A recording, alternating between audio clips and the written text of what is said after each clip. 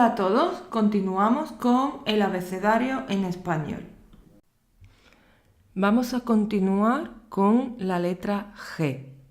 La letra G puede presentar dos tipos de sonido, un sonido flojo G y un sonido fuerte J.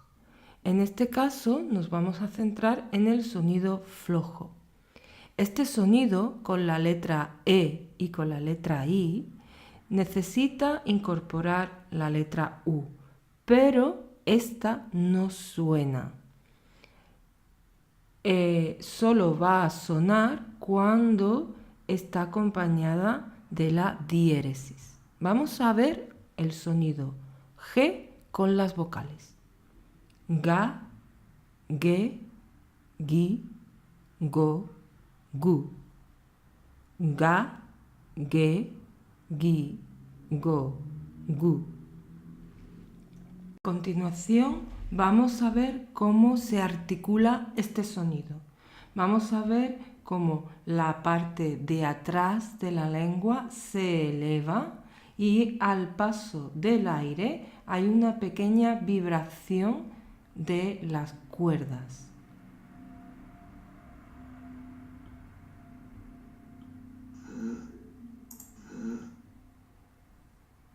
A continuación vamos a ver el sonido G con palabras.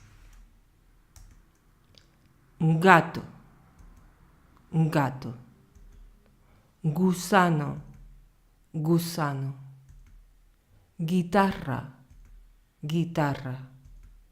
Gota, gota. Hoguera, hoguera. Cigüeña, cigüeña.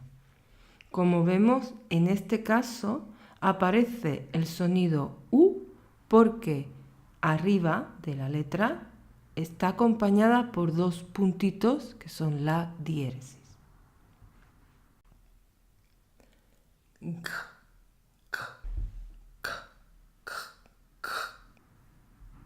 Gato, gusano, guitarra, gota, hoguera,